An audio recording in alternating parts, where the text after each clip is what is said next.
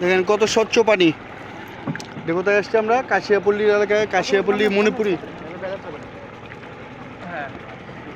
এই তো সামনে চাপাচাপি হয়ে গেছে তো। পিছনেটা যেতে হবে। তোমরা পিছনে পিছনে যা। থাকবো আমরা এখানে, এটা থাকবো না পিছনে যাবে? ওটাতে যাও। যাও যাও যাও যাও যাও যাও। আমরা সামনে ছবি আমরা আসি তুলতেছি। এদিক ঘোরার জন্য।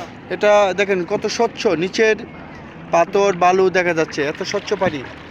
আর ওই পাশটা হলো ইন্ডিয়া, ওই পাশটা হলো ইন্ডিয়া। এই যে ইন্ডিয়া, মেঘালয়। ইন্ডিয়ার মেঘালয় এটা।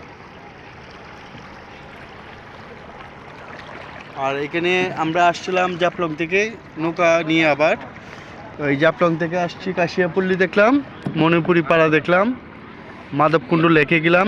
মাধবকুণ্ড লেকে অবশ্য এখন নাই, এই যে মাধবকুণ্ড ঝর্ণাতে এখন কি ঝর্ণা বললো? মাধবকুণ্ড না মায়াবী। মায়াপুরি? মায়াবী। মায়াবী, মায়াবী ঝর্ণাতে কোনো পানি নাই এখন।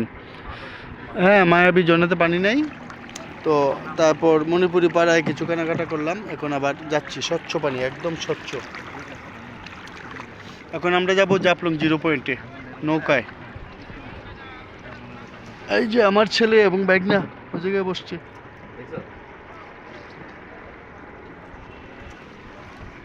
আর আমরা দুজন, আমাকে তো দেখা যায় না। না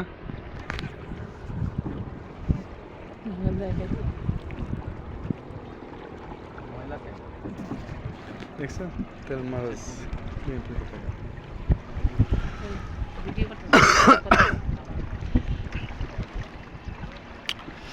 আমরা এখন ওই যে দেখো ঢুকতেছি এদিকে, এটা হলো মাদারপুর লেকে যাবে। এই যে মায়াবী ঝর্ণায় যাবে ওই দিক থেকে। চারিদিকে ইজিলি ঢুকে যেতে পারে। হ্যাঁ, ওইভাবে পাস হয়েছে সিলেট দিয়া। না, হেঁটে হেঁটে আসছে তো, ওই দিক দিয়ে হেঁটে হেঁটে সেই দিক দিয়ে পার হয়েছে। পারিয়া এই যে ওই দিক দিয়ে ঢুকিয়া এই দিক দিয়ে চালিয়ে যেতে পারে। যে দিক দিয়ে ওই যে ওরা এনে সার্ট করতেছে, একদম স্বচ্ছ পানি, আয়নার মতো পানি, ভিতরে সব কিছু দেখা যায়। হ্যাঁ।